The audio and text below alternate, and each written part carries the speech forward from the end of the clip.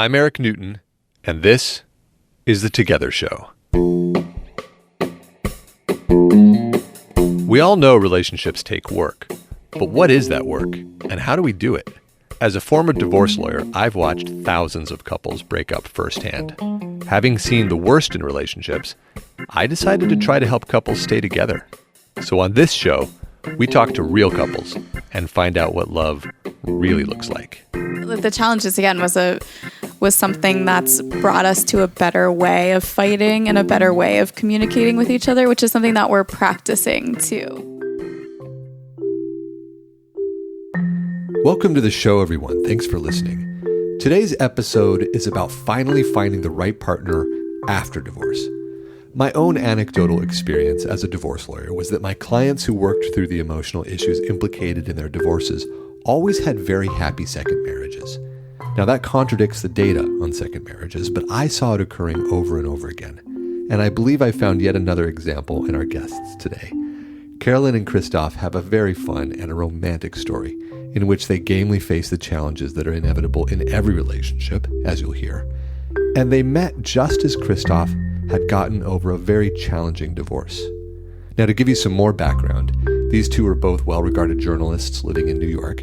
Carolyn is a senior writer at Huffington Post. She just published a book last year, and she's working on her second now.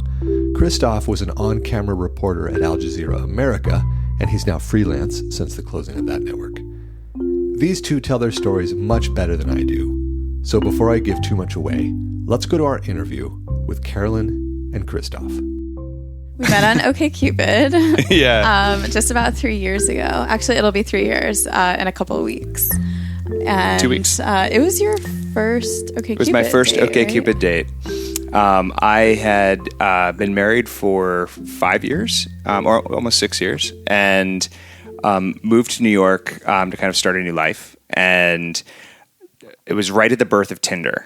And so I was Tindering like crazy. And I think it was also some kind of form of self-medication, just kind of recovering from and this whole divorce. And then having, you know, through the swipe of a finger, just all of these women in New York, just right there. That was kind of crazy. And so I just kind of went through that phase for 6 months, just kind of constantly just dating. And then I realized I wasn't getting what I wanted, the right match. And so I actually decided to fill out one of these profiles. I worked pretty hard at it, at determining exactly what I wanted. I found Carolyn. I'd been chatting with a couple people, but saw Carolyn's, and there was something about it where I literally didn't sleep that night. And I'm totally serious. I didn't sleep that night after I just thinking about this girl that I wanted to meet. And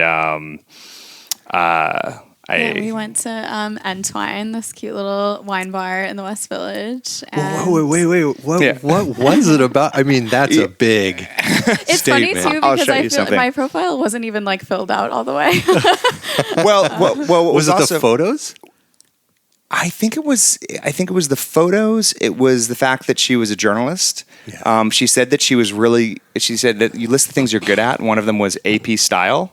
And both my parents worked for the AP. It's where they met. And my grandfather worked for the AP. So it was like, okay, this is good. This would be approved by mom. And Also, she's really signaling cultural synchronicity, I guess. yeah, Right? yeah. And she's also doing all these yoga poses and, Of course. In the photos? Yeah. Yeah, And- I'm a big yoga person. Yeah, and she'd just gotten certified in Ashtanga, which was the first yoga that I had learned. So I was really excited to meet this girl. But I usually had to go to D.C. once a week for my job because I was on air for Al Jazeera America. And I was down in D.C. the day that we were supposed to have our date. And when I was down there, they said, I was down there because El Chapo had just been caught or escaped. I can't remember which one. One or the other. And I've been covering the drug cartel for a long time. So I had to go down there for that. And then once I was down there, they said, we need you to stick around and do the show tonight. Actually anchor the show, which I'd never done. Wow. And would have been a really good opportunity. And butterflies. And I said to the executive producer, I have a date tonight that I'm really excited about. And she looked at me like, are you kidding? She looked at you like, now I know who you are. Yeah. And I convinced her to get somebody else to fill in. And I said, I really want to take the train back to New York and go on this date. Wow. And I wonder what percentage of people would do that. I know, for an OkCupid date too, where you Yeah. just For a have first date. no Yeah. idea. Yeah. it was crazy. I'm actually looking here because what's even crazier about all of this, considering that I think it's 3 years ago next week, actually. Was the first date? Was 3 With the years first ago? date, yeah. And I was taking the train back to New York after they said, okay, leave and, go to your date, I guess. Your priorities. I guess. Yeah. And I was writing to an old editor of mine that I hadn't spoken to in years. And I forget why I was returning the email on the train. But even in the email, I mentioned about I was going on this date. And I'd been on I was going on dates every night in New York. So Yeah. It wasn't like it was news I was going on a date. Yeah. It was just something about this date that I was particularly excited about. Yeah. And so I had her meet me in a Turkish wine bar in the West Village called Entwine. And the rest was history. Well, okay, now I want to unpack even more because, so you created a lot of pressure for yourself, for one thing. Yeah, I Yeah. guess. I was pretty confident, I think. I mean, I don't know what I look back and I'm like, God, considering how many dates I went on and was obviously usually excited, and I met a lot of cool people and I dated some cool people, but there was something about her and I hadn't even met her yet. Nor did we really exchange that much information back and forth. No, we weren't messaging a lot because I usually don't like to do that. Like, I'll just either want to meet someone or I won't. I don't want to message back and forth endlessly because I don't think that really it tells you that much about how you'll actually get along with someone when you see them in person. Yeah. Yeah. So, okay, so you created pressure, but you didn't feel it. And I think that's probably fair to say, right? You were cool under pressure. Oh, yeah. And then, but you also had signaled to your unconscious or something that this was really special. Yeah. And so you had better make it more valuable. Did you behave differently? I think I was a little more talkative and showy, I think, because everything out of her mouth I thought was like, oh my God, me too. Like we got so much in common. She was like, okay. like she wasn't as impressed with me as I was with her at all. I'm slower to warm up in general, as you can probably even just tell already. Like Christof is very loud and talkative, which I love, and I'm just a little more quiet and mellow and easygoing. And so I thought he was an interesting guy and we were having a good time, but he was also, he was a lot. I was like, okay, well, we'll see where this is going. But I wasn't immediately after the first date quite yet totally sold. She also didn't fall for my normal routine, which is that's the best way to have this. So I had this cute bachelor pad in the West Village, first floor apartment. And one of the things that I just used to do with every date I went on, not every date, but if a date I wanted to, hey, do you want to come home? The way that my game kind of was that I always had the windows open and this light, warm Edison bulbs coming out. So as we walked by my apartment, whether I was getting you a cab or whether we were going to the next bar, always like, oh, this is where I live. And they could peer in and see that I was, one, a grown-up, and two, this is how I've done with the place. I'm like, and it would just be one step to get inside. And so I would say, do you want to see it? And frankly, before they can even consider, am I really going back to this guy's apartment? The door would be open. And they were inside. And so I did this with Carolyn, and so I came inside. I commented on some of the art, which I really liked. That I was very impressed by. Christof has amazing taste, and I was kind of just checking out everything that was on the walls, and then she walked out. I was like, okay, good night, and he got me a cab, and that was it for. I did not get a week, kiss. I guess. Yeah. I did not get a kiss, and she walked out immediately. Neither of these things had ever happened to me. Thank you for outing yourself on that one. We all have our technique, and when it fails, it's usually so good. So, what did you make of him? So I was intrigued by Christof, definitely. I mean, I loved that he had traveled around the world. I liked that he was very established in his life. He was a grown-up. I, at the time, was 24, so I'd been dating a lot of, man children. And but it always takes me more time to really warm up to someone and to really click. And so I was interested, but I wasn't even totally sure if there would be a second date or not. I just had some questions in my mind. What were they? What were the questions? I mean, it was more just like, I wasn't sure yet. It wasn't even specific like issues that I had. I just wasn't sure. And I think in a lot of ways I felt like I wasn't in a place where I was even looking to have a serious relationship. Didn't you sign on to your OkCupid account? To delete it. Yeah, I actually, when I got his message, I had signed on to delete my account because I was just, I had just done my yoga teacher training, and I was making all these changes in my life, and I kind of just was like, I'm cool being on my own for a while. And then he kind of roped me into a second date, and that was immediately, I was pretty much in love with him after the second date. So it was a very quick switch. Now I want to know why. So you must have been flooded with inquiries from guys, right? That's how it is. That's what happens. A woman. Yeah. Mm-hmm. So why his?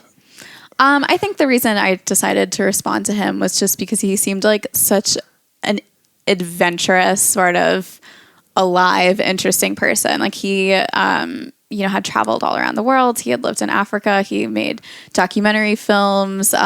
He was funny, but not too funny.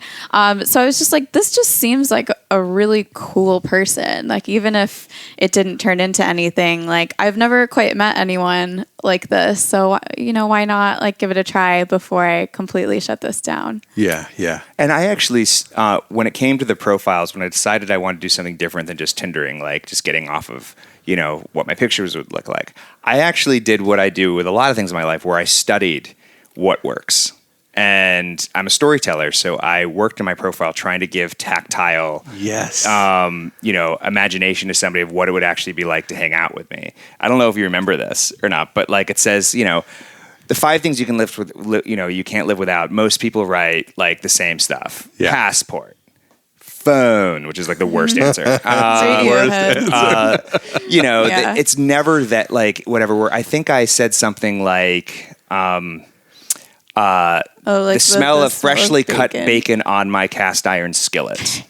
Just so you get hey, waking up with me, you're gonna get breakfast. And I cook. Try to get all that in one thing. The second one, I think, was the feel of my golden retriever's fur on my face when I come home. It's very poetic. Or something. Just trying to get them to get this feeling of if you hang out with me, you're going to get all of this. Now, okay. By the way, I didn't have a golden retriever. False advertising. Well, it was my parents, so it kind of worked. My parents have one, yeah. So now, that kind of response, you just said poetic, right? Mm-hmm. Now, that kind of response could have elicited an eye roll, or it could have sucked you in, or it could have done both at once. I think that's what it was, definitely. I didn't see the bacon comment and think, oh my God, he's going to make me breakfast. And in fact, I remember, for me on OkCupid, I would barely even read a person's whole profile. I could just do a quick scan, and it was yes or no within a few seconds. So it was more just I saw his photo, I saw a few interesting things about him and the way that he kind of spoke and phrased things, and I was like, okay, I'll give it a try. I don't think I even closely read the whole thing. Where I did the opposite, where I not only read everything really carefully, I figured out who she was. I'm an investigative journalist, so I figured out pretty quickly. And then she gave a TEDx talk, which I watched the entire thing. I read a bunch of her articles that she'd written that were right on topics that I cared about and thought were fascinating. So this was before the first date? Before the first date. Now, if you had known that he'd done all that stalking, which I think everybody does to the extent they can, If you had known that, how would you have felt? Oh, I think I kind of expect You just that. assume I it. feel like everyone does it now. And also, I'm a digital journalist, so I have things online, Yeah. So of course, like someone's going to look them up. That doesn't affect me too much. Yeah. Okay. All right. Okay. So now I'm curious, why Cupid versus, they're all owned by the same company now, but why Cupid versus Match? Was there a reason? It was kind of the one that I had heard people used in New York more. But I have no idea. I think Match has like a membership fee, right? I don't, yeah, it does. Yeah. And Cupid's free? Yeah, it's free. And like I said, I was, 24 and all my friends use OkCupid. And that was kind of where you were more able to find, like for me, people in their 20s and 30s. I wasn't necessarily looking for like someone older, more established in their life, which I think it's just what I associated with Match. That's not necessarily the case, but I just felt like people in a similar place in life as me were on OkCupid. Yeah. Okay.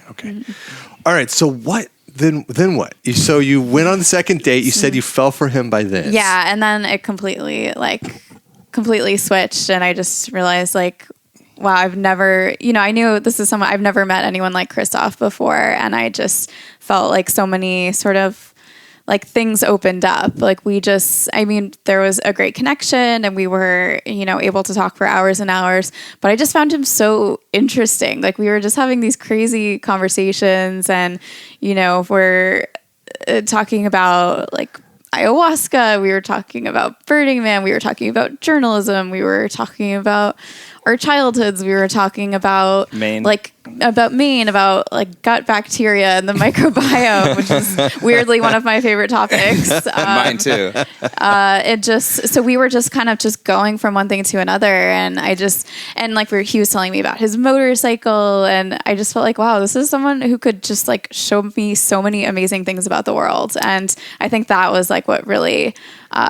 That was where I kind of started falling and was feeling like I was learning so much from him. And I not only was there like this great connection, but like what a fascinating person, And I knew so I didn't have her on the first date. I knew that. And I pulled out all the stops that I knew, and it didn't happen. And even as she was walking out the door, leaving my apartment, I said, do you want to go out on Friday? And she said, I can't.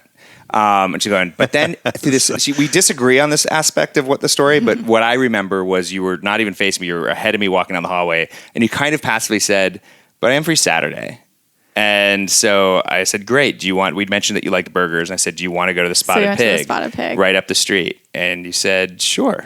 And so then I got you in a cab, still didn't get a kiss. And then, and sent you home. And then, so when I took you to the Spotted Pig, I did know as we were halfway through the oysters, that's when I knew I had her. What was the signal? Her demeanor changed from being guarded to she put her hands down and leaned back and looked at me and said something like, I think you said something like, whatever I was talking about, you're like, I'd really like to do that one day or something. And I looked and I was like, yeah, and I'll show you, I think. Or I said, or whatever. But I kept on hinting at these things and we'd find things that were in common. And I, again, just tried to, I'm definitely pulling out all the stops, but everything I could think of how do I get this girl? I can show you this or this and that. And I just wanted, to, basically get her to picture all these adventures I would take her on, which worked very well. And I hope that we have been on many adventures. I hope that I fulfilled them. What's interesting is that trying that you're describing can really backfire too. Sure. So was it luck that she responded to those things? I think the reason, because usually the reason I was trying with her harder than I think with a lot of people is because I wanted her more than I want most people. And the reason I wanted her was because I knew that she was into these things. It wasn't disingenuous either. I didn't feel like I was falling for some sort of like he was being himself. He was very authentic. There wasn't like this, I didn't feel like he was laying it on thick or anything. Like he was being a gentleman, and he was clearly very interested and was charming me, but without it. I feel like there's a big difference between charming and kind of wooing, and then just, I can't think of another term except for laying it on really thick. Well, and he was more of the charming. Yeah. And variety. I mean, we'll start just over the oysters where I knew I had her after 3. It was just little things like she said, first you said, do you want to get oysters? And I said, absolutely. And then I mentioned that I actually have a house in Maine with my family, and we have oysters that just hang off the deck, and you go and pick them. And she said, I learned how to eat oysters in Maine. And she said, but my favorite is, where I grew up in San Francisco, there's this place, Tamales Bay, we have them. My father hacked the Tamales Bay barbecue oyster sauce and taught it to me. It's the most incredible thing. So I can make those, you guys. I can make it perfectly. Like, I'm in. Yeah. Okay. All right. Now, okay. Sorry, we haven't even gotten past our second date yet. No, this is so good. This is such a good first half. Okay. So now I want to know, he knew he quote unquote had you at the oysters. When did you know you had him? I think it was pretty clear from the beginning. Yeah, he was definitely trying. It was very sweet. So for me, the question wasn't so much like, do I have him, so much as like, is this what I want? Do I want him? Yeah, and then it certainly did not take me very long to decide that it was absolutely what I wanted. And then I think maybe later on there were questions of like, of course, when the relationship's getting more serious, then you start asking whether. Then I was like, do I really have him? And okay. I think I do. I think you do too. It's still pretty clear. Okay, now you pointed to this dynamic where he was going to be taking you on adventures. Mm-hmm. Is that still how it feels in the relationship? Yeah, absolutely. But I think it's now something that we kind of like co-create together.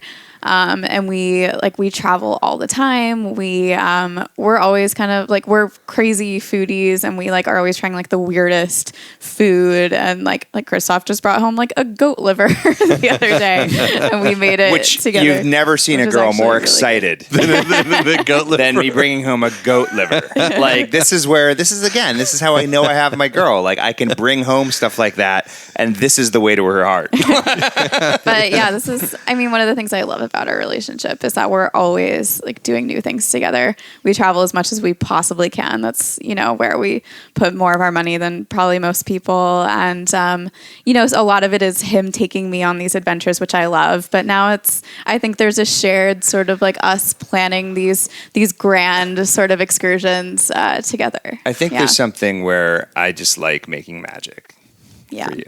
So anytime I can surprise her or take her or show her something, that's my favorite. That's my favorite part. It's really romantic. And it's funny because it's really romantic and it's also not politically correct. Do you know what I'm saying? Sure. In our culture right now, it's not supposed to be the man is the one who takes the woman on adventures. How do you sit with that?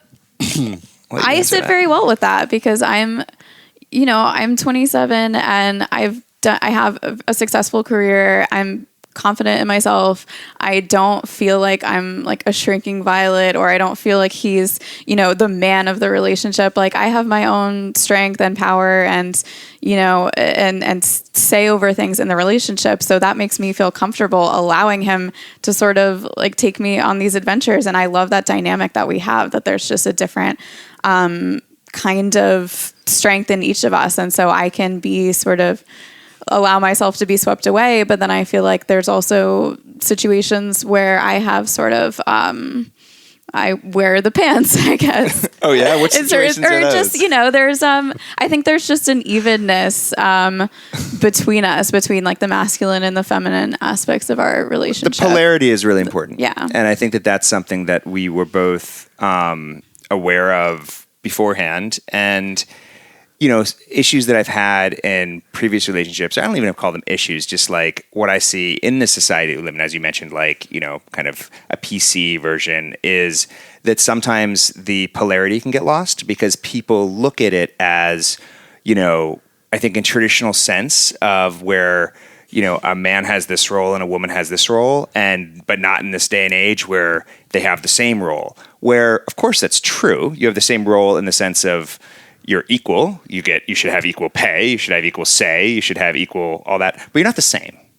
Mm-hmm. You're not the same, and don't pretend you're the same. Yeah. That's where it's different. And so I think that we have that polarity while also, we went down to the Women's March, and I consider myself a feminist. And yeah, I've never felt like I played second fiddle to Christof. I had a book come out last year that was pretty successful, and Christof always sat there in the front row, when I was giving a talk, and he, helped me to throw a party, and has been so supportive of every success I've ever had, and has let me have the spotlight when it's been my time or whatever. So that I like having that balance of, sometimes he's in the driver's seat and sometimes I am. I think it works really nicely for us. That's beautiful. All right, well, that's a good time to take a break. I'm sitting here with Christof and Carolyn, and we've been talking about how they met, which is an absolutely adorable story. We'll be right back with questions about challenges. Yeah. Well, it's time for our station break here together, so I thought I'd try something new today. I have these two very beautiful books from National Geographic that I'd like to give away. The first is The World's Most Romantic Destinations, and the second book is called Wild and Beautiful Places. These are both gorgeous coffee table style photo journals that I think you're really going to like. And if you'd like one of these books, just post something on social media about this episode. Our Twitter and Instagram handles are both together_show. And our Facebook page is @TogetherShow. So post anything you'd like about this episode and then tag us. And the two best posts, as judged by a super secret band of experts, will win one of these books.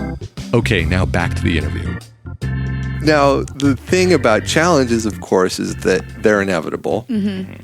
And the other thing about challenges is that a lot of times, statistically, they don't really kick in for about 4 years. Mm-hmm.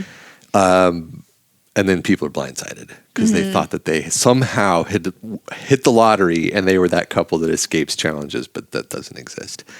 So you two are at 3 years and very happy and very grounded, from what I can tell. Mm-hmm. But yet there must be some challenges. So what's happening and how strong do they feel? Well, I think for the first 2 years of our relationship, it was very challenge-free. It was, only really in the past year that we started having certain things coming up between us and have been learning to work through them. So it's definitely a newer thing. But we've had a lot of changes with money. I think money is, can be a source of conflict for us with, with the apartment, it's not a huge thing. Well, I think it's also that we were, kind of in some ways in different phases of our lives. When we met, Carolyn was 24 and I was 34.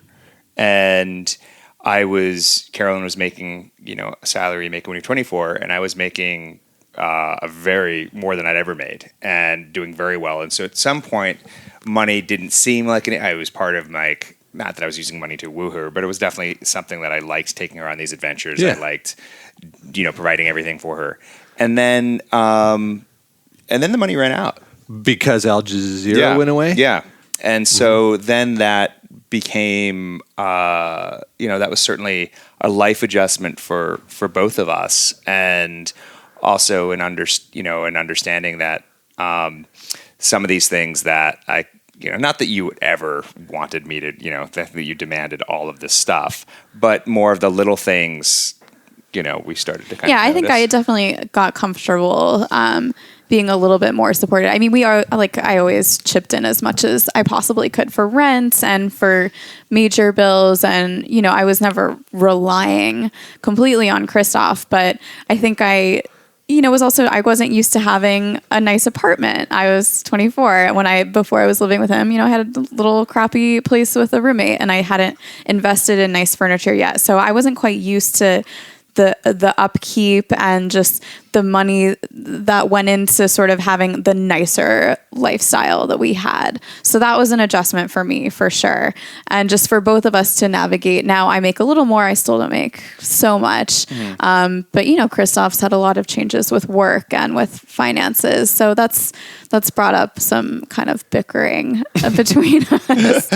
Well, I'd say that one of the things that was challenging at first that Carolyn has gotten incredibly good at. But for instance, we'd have the same fight, and this is a personality thing on both of our parts too. It's just part of it. But it was, and it always started with soap or something like this. Yeah. It was something stupid, and it was something like, I would say, can you pick up some soap? We're out of dish soap or something on your way home, or get this, and I might forget or whatever. But then if we did get the dish soap, it was the really cheap dish soap from the corner store, where I'm somebody who likes to research my soap and get the best soap that there is. Not necessarily that it doesn't have to be, it's not that doesn't mean the most expensive soap. That just means I get soap that gets it done. And for me, I was just like, I just don't care. and enough of it, where you bought the tiny little thing of soap, which to me meant, now I'm just going to have to go out and buy the soap when this runs out in a week, and I'm going to get better soap, and I'm also going to have to now pay for it, which, we're talking about the difference of $4 probably. But it was those little things that became sticklers and would turn out into the only fights that we had. Because what it was saying to you, it was saying something big. Obviously, the soap and the $4 don't matter. Right. But it was saying to you something about your role and her expectations, or what was it saying on a bigger scale? I think it was that basically what Carolyn talked about earlier was, I don't think you understand what it takes to put this place together. And I need, with me, covering so much more of the costs, you can afford that extra $4 and that extra 10 minutes it takes to go to the real store to get the real soap. Right, and that's changed a lot. I completely. Think we've It's totally changed. Flips that on its head, and now we split pretty much like all of our groceries and the household stuff. And we've kind of like reached this place of compromise with just how we spend money to maintain our daily lives. And it was also hard for me because at a certain point, I had so little, and I was not used to having money, and it was just, and Christof obviously was in a completely different position. So it's hard to get out of that attitude that you have when you're in your early 20s and you're broke and you have credit card debt. Like you buy the cheap stuff because you just, you're in that broke mindset. Now, to better understand what was happening, was this at the phase where you were still making good money at Al Jazeera? Okay. Yeah. Okay, because a different problem will then manifest when you don't have your job. Right. Right? But it'll be attached to the same... Yeah. Yeah, the same basic issues. Yeah. For sure. And I think it was a little more like when I think another thing in the beginning was, because I paid, a lot more of the rent and I paid like most of our expenses, was when we'd go on vacation, I'd like to Airbnb out my place to be able to pay for a lot of it. Yeah. And, in the beginning, I think, that means we have to clean it and prep it and make it really nice. And I think, in the beginning, one of the things was, I think you might not have totally grasped in the beginning, like our effort to clean the place translates into money for this vacation. Yeah, which I didn't see the money coming in. Right. So it was harder for me to, but these were kind of all just things that we've had to work through and compromise. And I think also Christof now is much better with spending. Yeah. Because that was something that was stressful for me, was that I felt like he spent a lot of money that didn't need to be spent. And I think as I've kind of been spending more in a way that is good, I've been just contributing more to our lifestyles, he's also become much better about not wasting money. So I think there's been a learning on both sides. Wasting. Spending as much. Spending needlessly. You know what I love about money conversations is they occur on so many levels. Yeah. There's the surface level about just simple sort of choices, right? Decision making on the details, the probably doesn't really matter. Then there's the resource allocation issue, which is where the term wasting comes from. And then below that is the emotional trigger, having to do with safety and fear and value and personal worth. Totally. That's where like the real decision making comes from. Yeah. And you guys have smoothed.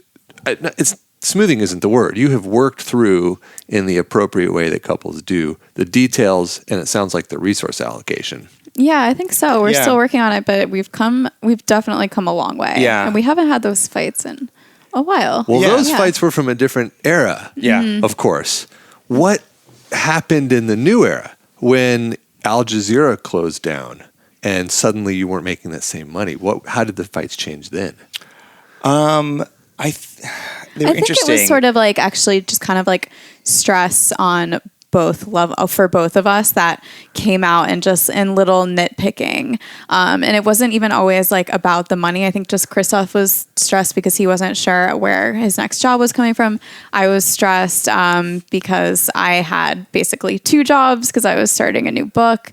And I think we just had like a little bit of a period of where we were just kind of like snapping at each other for smaller things because we were both just experiencing a lot of stress that for a while we weren't fully like articulating and maybe even like seeing eye to eye on. And so I think we got to a point where like I kind of had a breakdown and talk to Christof about how much stress and anxiety I was experiencing. And he started feeling comfortable opening up more about like, yeah, I'm having a hard time too.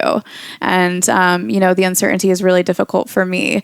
And so I think like it was also kind of a communication thing that was sort of like a way it came out. And I think, and I had some scars, for my, I'd been married for several years and, I won't go too into it, but there was definitely a lot more deception than I had thought, and one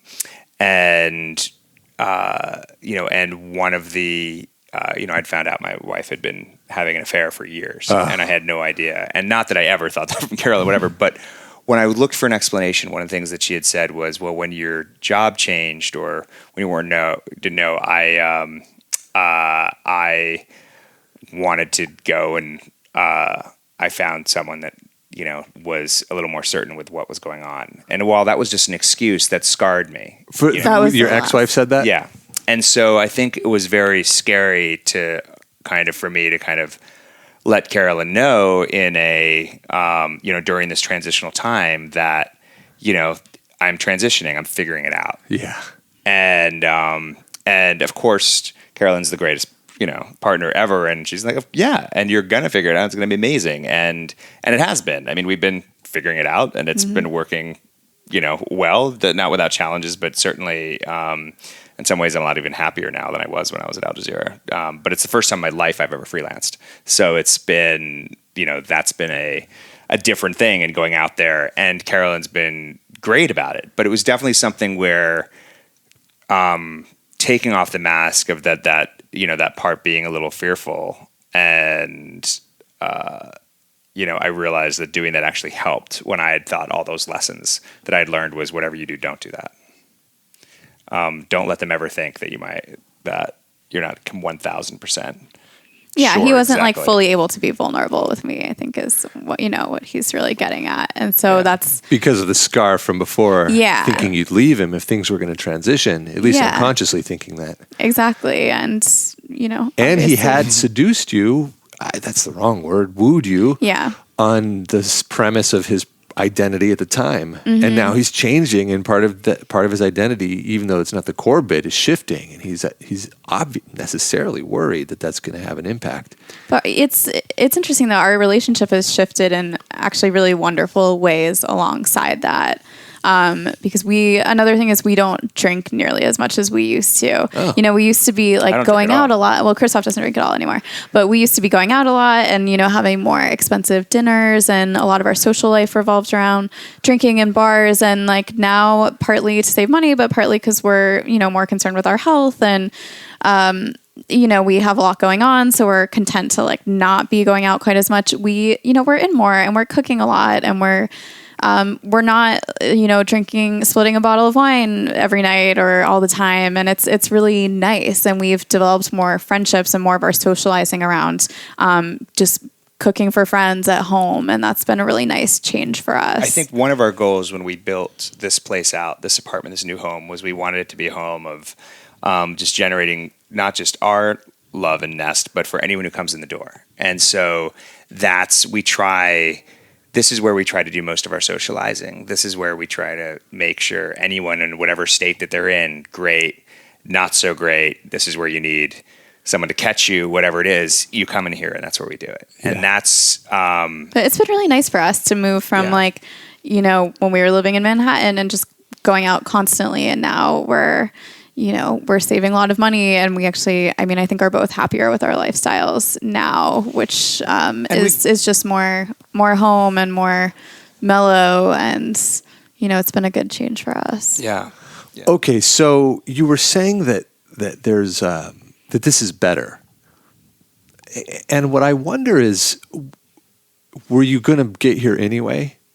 Or you were going to get here anyway? I think probably. It might have taken us longer. Because? I think there was an impetus for us to change when, Christof stopped working and the money situation was very different. We had to make certain shifts in our lifestyle. I think we could have enjoyed just spending more, going out more, for drinking more for a long time. But it quickly moved us into this place of prioritizing things a little bit differently. And now what would happen if Christof got another job similar to the other one?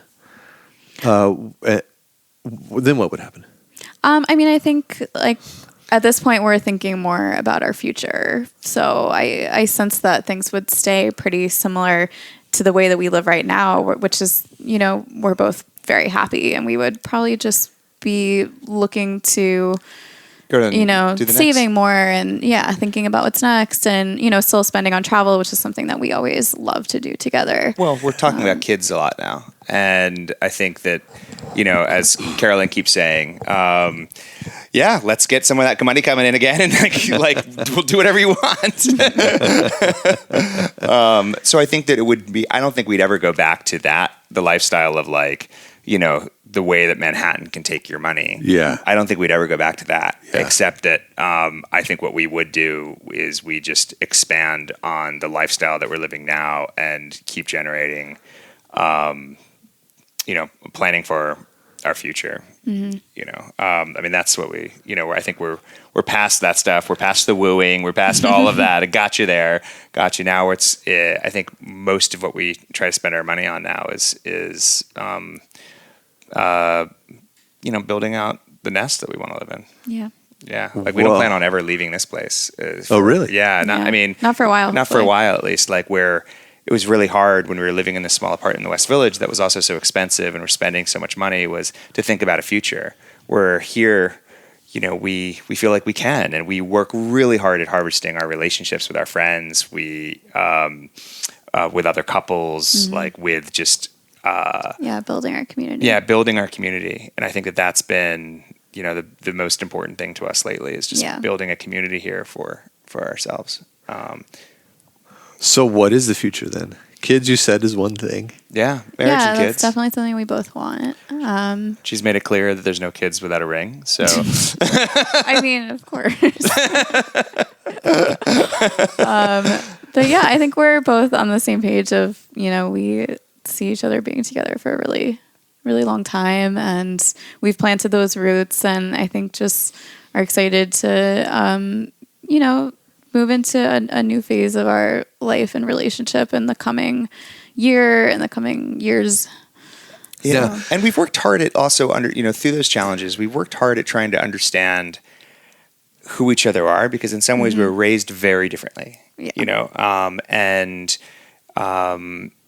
incredibly close with my family. Carolyn's not as close, with her family. And you'd never know it, considering just how loving and wonderful you are. But we've learned kind of how each other tick, what each other's source parts, soft source parts are. one of the things about, just to bring up the soap again or whatever about, it wasn't necessarily always about the money for me. I was raised in a way where every little thing you have a story about. So like, did you picked up, this jar of basil? Why'd you pick this jar? And I want to hear like that, well, I read in Consumer Reports or this is the greatest basil, or somebody gave us this basil, or this basil's from, Kentucky, and I was in Kentucky once and I loved Kentucky or whatever. Or like, it doesn't matter what it is. I really like the label. Fine. For me, just mindless buying was not okay. Interesting. And so I think that's just because anything I ever had as a kid, when asked about it, there was a story about it. Yeah. And so I like there to be, I like everything in here to have a reason that it's there. And it can just be, it doesn't really matter what the reason is. It just needs it. But I saw it on the shelf is usually not a good reason. So sorry, and she's great at that now. That was my point. Well, what's interesting about it to me is that there's work on both ends. Of course, it's the sweet thing for her to do, to say, okay, I'll provide stories. That doesn't cost me anything, and it brings us closer. But it's also the right thing for you to do, to recognize that that's an arbitrary thing from your past and not get so attached to it, right? Yeah. Well, this might be the first time anyone's ever told me it was arbitrary. But you're right. But yeah, I think you've like toned it down a little bit too, which I appreciate. It's true. That's what I'm interested about. So going forward, you guys are thinking about the future, and you are proactive about it. You're building community, and you're trying to deepen your relationships with your friends, and so that you have a support structure. What else are you doing, or are you doing anything else proactive to plan for that deeper connection? Well, I think we're just working through all of the challenges. Again, was something that's brought us to a better way of fighting and a better way of communicating with each other, which is something that we're practicing too. Like, I think we take a little more time now to check in with each other and like really talk about what's going on a little bit beneath the surface. And I think we have a lot of intimacy in our relationship, but sometimes just the daily stuff kind of gets in the way, and you stop talking about just what's really kind of like nagging you or some of the challenges that you're having. And so I feel like we just naturally are checking in a little bit more about those things and getting better about knowing where the other person is at. And I think now we also know the little things that each other can do for the other one, even during a challenging time, that go a really long way. I know for Carolyn, it's if I just wipe down the kitchen, it's like whatever's going on, that's really going to help wherever I'm at. Yeah. Because Christof he can be a little messy. So if he takes that extra effort to like make sure the place looks okay, it's nice for me when I'm in a stressful headspace, and I'll cook for him a lot when he's kind of has a lot of things that he's dealing with. He likes just having a home cooked meal. So we're kind of like learning those small things that we can sort of do for each other that go a long way. And is it all a process of noticing and then trying to do something? Yeah. Like when we're in a tough spot, which doesn't happen often because we have some pretty strict rules in terms of how we treat each other. And one is we never, we do our best. We haven't always done this, but we really work hard at never going to bed angry. Mm-hmm. We've had, I think maybe I can count the number of times we have on one hand. Yeah. In 3 years. But we work really hard at making sure that doesn't happen. And another one is we never withhold love. And I think that's the key, most important one is that we don't punish the other one. And no like withholding affection, because we're very affectionate with each other. And so we never use that as like a source of punishment. That one's fascinating to me. Yeah. I really get the wisdom. I really get it. And specifically with regards to the concept of love, don't withhold. You can be annoyed. You can be angry, furious, in fact, but still also love your partner in theory.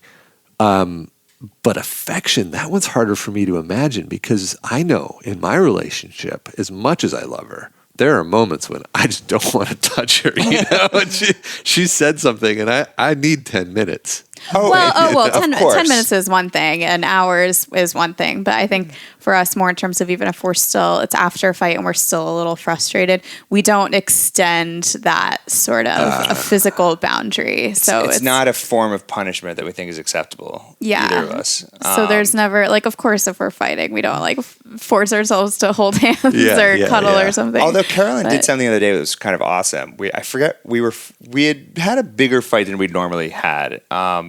That went on for a day, which is long for us.